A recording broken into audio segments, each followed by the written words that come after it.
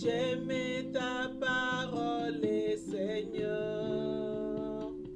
Elle est la vérité sur mon sentier. Pareil, je vais me laisser guider et faire ta volonté sans murmurer, en espérant dans ta bonté.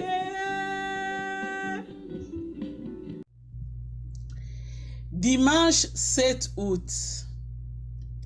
Tu as regardé mon affliction, tu as connu les détresses de mon âme. Psaume 31, verset 7. Il est bon pour moi que j'aille été affligé, afin que j'apprenne tes statuts. Psaume 119, verset 71. Dernier message d'un serviteur de Dieu 1.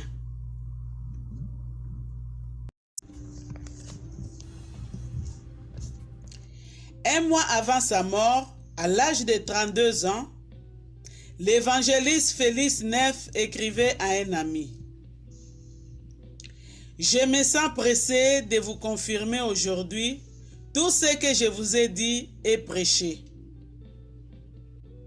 Maintenant, je fais l'expérience des vérités que je vous ai enseignées.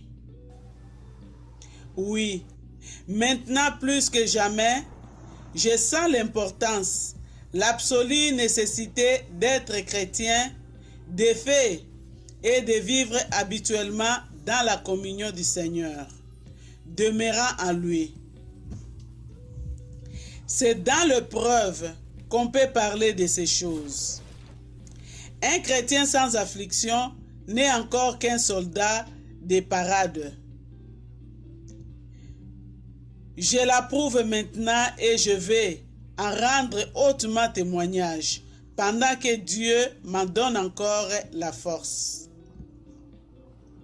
Quoi qu'il fît le Fils de Dieu, Christ a pourtant appris l'obéissance par des choses qu'il a souffert.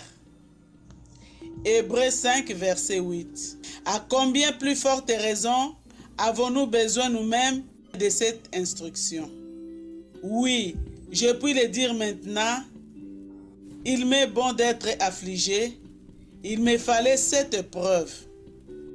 Mon état est cependant bien pénible. Mon état est cependant bien pénible. Moi qui me complaisais dans une vie d'activité et de mouvement, je me trouve depuis longtemps réduit à l'inaction la plus complète. Ne pouvant presque plus ni boire, ni manger, ni dormir, ni parler, ni attendre lire, ni recevoir des visites de mes frères, et faisant un grand effort pour dicter ces quelques lignes. Accablé de beaucoup d'angoisses qui tiennent à la maladie, et souvent privé par elle ou par le ruse de Satan, et de mon propre cœur, de la présence de Dieu et des consolations spirituelles qu'elle m'apporterait.